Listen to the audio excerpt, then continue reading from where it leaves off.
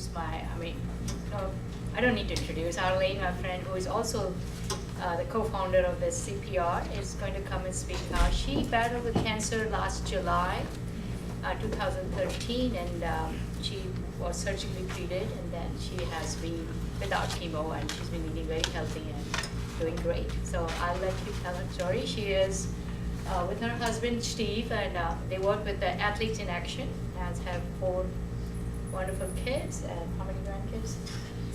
6. Thank you, thank you. Do you need a stand-up break? Stand up, everybody, please stand. Yeah, I think it just, I don't want you to fall asleep on my watch.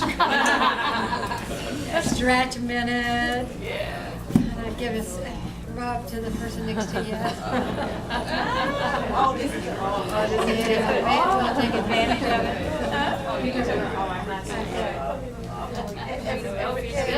And you got the food to look forward to in just a minute.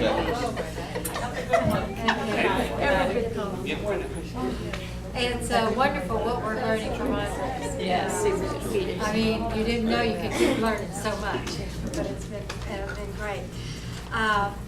For me, it happened last year, as Raji mentioned. We work with students, athletes. We work with the Miami Heat players and dancers, coaches' wives, and etc.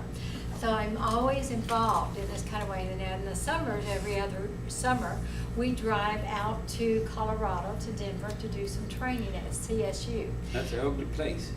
It's what? Ugly. Ugly. Kansas City getting there. It's like, no, I shouldn't say that. Everybody got some kind of beauty, but on our way driving out there, we look forward to it because our daughters live out there, 2 of our daughters, and so we're going to get to spend time with them. So we would go out a little early, went out there, and I was not feeling just exactly right on the trip out there. Drove through Kansas, and if what happened to me happened in Kansas, I don't know, because there is nothing out there but just these rolling hills and wheat and wheat and wheat.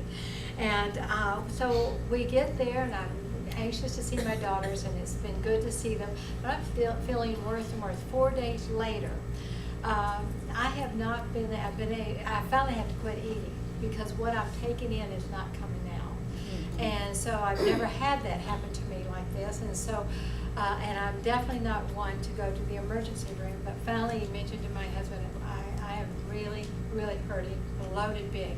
And so he takes me to the emergency room, and they do an MRI and discover I have an obstruction. And so they say, but you'll be okay, it'll pass, go home. So I go home, but I know that it's worse than that. And so, but I want everybody to get a good night's sleep. I think we as mother and women always try to make everything comfortable for everybody else. The next morning I woke up and he told them, I didn't wake up, I was up all night, that I just still was having a big problem. And so I went to the hospital on Thursday morning and got admitted through the emergency room. And long story short, that it was told Thursday night that I would have to probably have surgery to discover what it is. And I would have probably, it would be cancer, and probably would have an ileostomy back. And so all of that came on me just really fast. And I had peace. But that peace did not happen out of a void. That peace is what I would call, it was a spiritual layering in my life. That I had been walking with God, learning truth that helped me recognize lies I believed in my life and begin to recognize truths that would set me free. And as I applied those, I began to see changes happen in my life. And I began to tell others about those changes, especially these athletes and students and ones I talked to. And I remember very, very clearly, the spring of that year, I had taught some gals, and I told them that no matter what happened in my life, that I was prepared to trust God with it. That if He leads me to it, He would lead me through it. That His strength would meet all of my needs. And I didn't care what it was. I didn't care if it was cancer. None of us have a guarantee what is going to be involved in our story.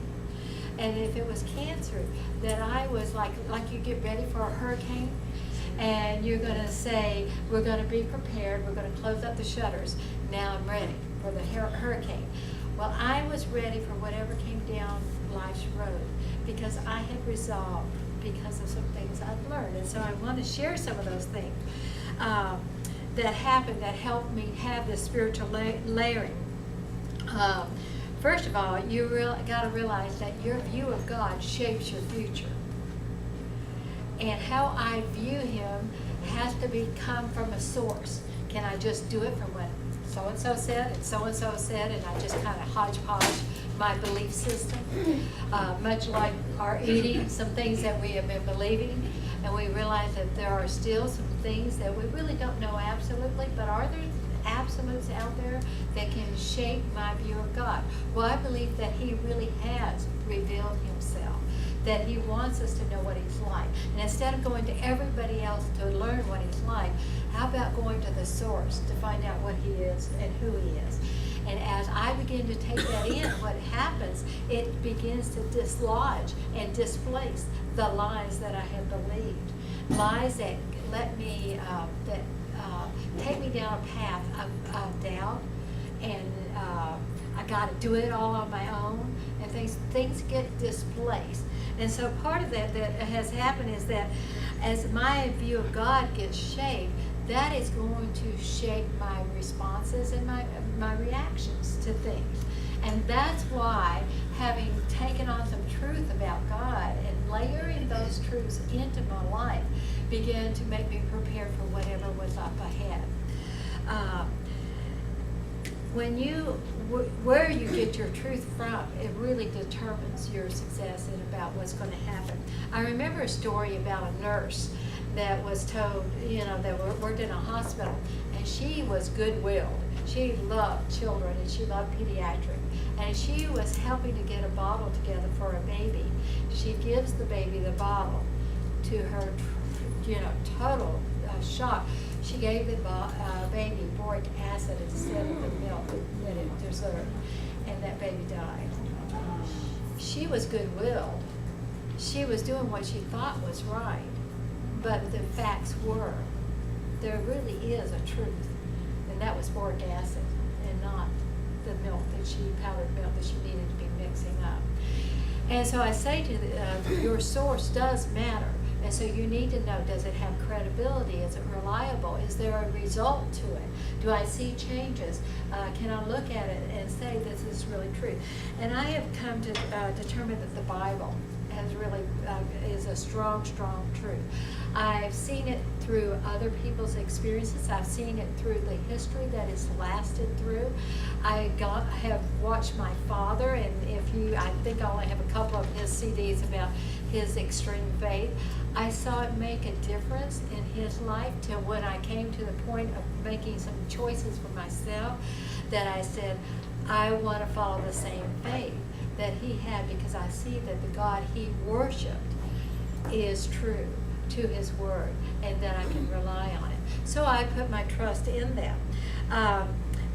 Like I had said, it deleted lies that I believed from all kinds of sources, even voices, even good voices from my family that said that. But as I would go read the word, I began to say, well, they were good, well-meaning, but that stuff is boric acid. That would lead me down the wrong road. I don't want to put that poison in my life.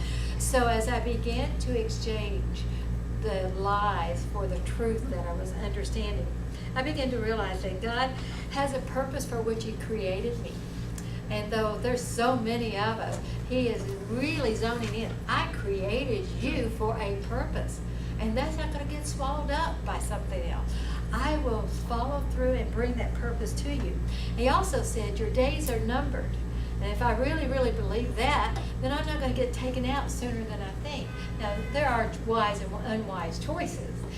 But he says that the purpose that he wants to do in your life, if you are a willing candidate to say, let it happen with me, I want you to fulfill your purpose for me, then he is going to make sure it happens. He will get the purpose accomplished before your days run out. If every circumstance, as it says in the Bible, is filtered through his hand, then what am I to worry? that it had to come through him for permission before it came to me. And if it's coming to me, then he says all things work together for good to those who love him and are called according to his purpose. So therefore, I can trust that it's going to work out for good. What I'm going through today will work out for good. If it works out for good, and it says that I can do all things through Christ who strengthens me, he's going to give me the power to do. That's why when I was laying in a hospital room, that suddenly I realized I was at peace. He would give me power. I could not do it. If it was up to me, there was no way I could conjure up that I would have the peace to do it, that I could make myself get through this. I had to have a supernatural help that did that. But with that, I began to realize that he puts me into my circumstances for a reason. And he's more interested, and I need to be more interested in his purpose than in my comfort. Now, some of that had come in from a book I read, and I brought some copies here that you could purchase from me for $8 is what I paid for it. And it's called The Red Sea Rules, or you can order it yourself online or go to a bookstore. It's an unbelievable book, and it was there that I realized that God put me in my circumstances. If I'm in it, God, through the filter of his hand, put me there. And then the second thing is that I need to be more interested in what he is doing here about his glory than my comfort. When I came to terms with that, that's what got me ready for this moment that I was having. Because when I taught that group of girls that, no matter what, I am going to praise God. If I live, we'll praise the Lord. If I die, we'll praise the Lord. If it's cancer tomorrow, I'm praising God. And when I made that resolve, I had a funny feeling. I had just a knowing that, that might be what he calls me to do. If so, he'll give me the strength to do it because he promised it. So I go through this, and I read the book, and I highly recommend it to you. And then I began to realize, when I saw it happen, when I was in the hospital and there was nurses around me and stuff, what I saw was suddenly an attraction to me, which was weird. Because usually when people are sick, you want to stay away from them a little bit. You just get your job done, especially, because you don't know what to say or do or whatever. But suddenly, my room was being filled with people, and they would talk to me, and everybody that would deal with me would tell you, it was very interesting, would open up about their lives. And I would be able to talk to them. And suddenly I found it wasn't centered about me and my problems. I was having joy because I was able to give to others a hope about their future, and a hope that God could give to them as he did for me. So I began to realize there's so many truths I've learned through the years that can be applied here. And so I want to share a couple of those with you. One is that God works within the laws that he created. You got gravity. Does he remove gravity from us because it's inconvenient? And sometimes if I decide to jump off a building and fall, is he going to say, well, let me just pull gravity off for a second so you don't do that and you can float? No, he has set in certain laws that it says that you do this, there is a consequences, whether it's good or bad. This is what's going to happen to it.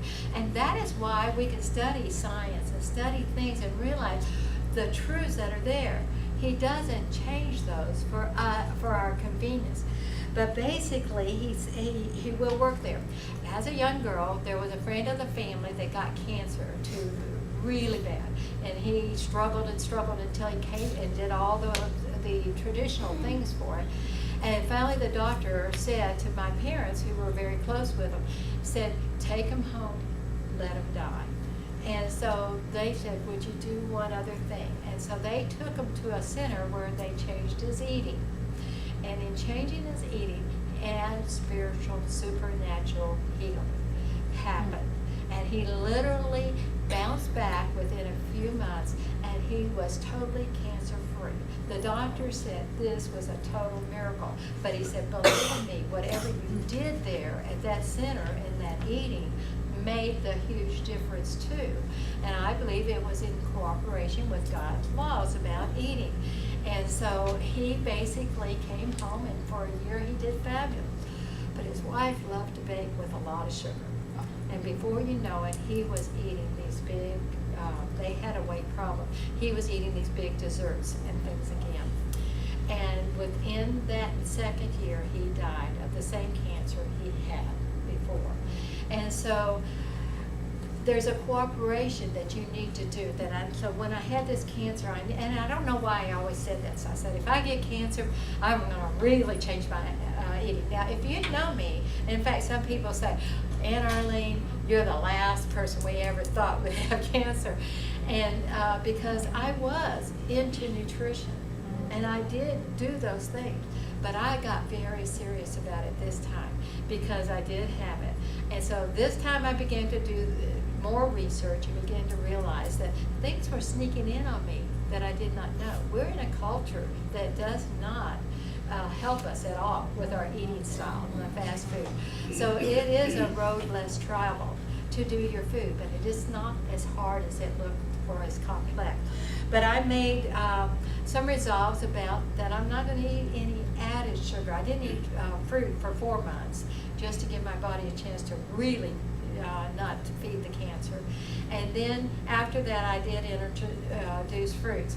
But I read everything, and if it has any added sugar at all, it just is not an option for me. And so I say no to that.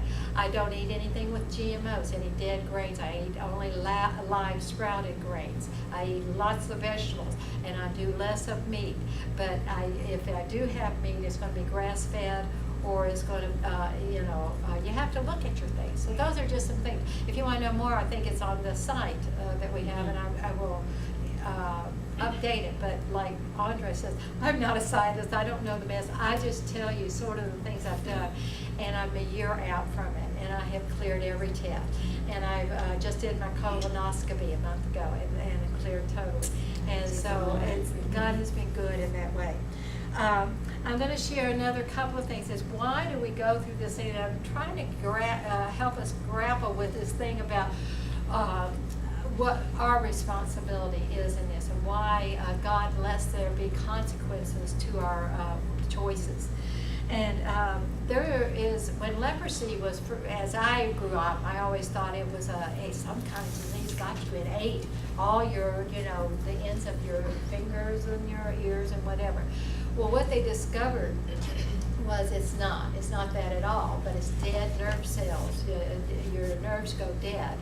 And in response to that, when you go to do something, you don't feel the pressure you're giving it, and you do damage to yourself. So at a center in India, actually, there was a doctor there that he said he had this young man working with him, and he sent him home for the evening. He had leprosy, but his body was totally intact. The next morning, he's in bandages, and he unwrapped those bandages, and he looked at him and said, "What happened?" All the ends of his fingers were totally destroyed. He said, "What in the world happened?" And he said, "I scrubbed our floors last night," and he couldn't feel. So therefore he didn't know the damage he was doing to himself. Why does God allow us pain? So we can feel the damage we're doing to ourselves and make the adjustment to lighten up, to make the changes that we need to make. Tony Dungy spoke. It was right after his oldest son committed suicide. It was horrific. And that has its own story in it and what happened. But he, a month later, he was to speak at the Super Bowl breakfast that Steve and I would work in. And we called him and said, "You don't have to do this. We'll find someone else." And he said, "No, I have to do this." And he said, "I need to speak up." And so he came and he shared it. I'll never forget the story that he shared. He said, "My youngest son does not experience pain." And I kind of laughed because I don't think all my kids experience pain either when I got after it. And I wanted them to make those course corrections. But he says, "No, seriously, my son will run in from when he gets home from school, run to the stove where it's hot, run into the oven, open it up because he smells cookies cooking. And so he grabs one, it's hot, it burns his hand, he eats it because he doesn't feel anything. He doesn't know it's burning him. And his tongue is all hurting and stuff." He says, we have tried everything to talk to him to say, "Don't do that." Doesn't work. Because if it doesn't hurt, And he said, we'll go to the playground. And instead of sliding down like everybody else does, he thinks it's more fun to just fly off and hit the ground. And it literally just destroys a bone or whatever, and he doesn't feel the pain. And what is wrong with this? He said basically pain is, would tell him what is harmful to him, would tell him that this is going to hurt you, and he won't get away from it. It'll damage him. Pain also alerts your body to bring the healing on. And he said, so my son's body does not get alerted because he doesn't feel anything. So it takes him 3 to 4 times longer to recover from any damage he does to his body because he doesn't feel the pain. And then he said the third thing that it does is my son, when he runs away from me and I'm calling him to come back for his own protection, don't go out there on that street, my son keeps running because he feels no pain. He doesn't come back when I call. And he said, God the Father calls us. And we keep running because we feel no pain. That's why God inflicts pain. Is so that he can help us to know that it does us damage, that he can help us to know to seek the emotional healing and the recovery from the damage we've done in our lives, so that we come home to the Father, that we respond to his voice, and that he can love and protect us once again. So I'll just share those things, that here I am, but it's been the layering of these spiritual truths that brings the peace. I could reoccur cancer. None of us have a guarantee about what is up ahead in our lives, and it may come back. So I don't sit here bragging that my way is the only way and that this will do it for you. I just say that it does set us off on a journey to learn truths that God cooperates with and brings about in our lives. We need to do that. But without his supernatural work in my life, in my spirit realm, to begin to bring the layering of spiritual growth, the layering of reality of him over those lies, I would not be here. And I have the confidence that whatever is down the road, he will continue to bring about that same peace that he gives so generously.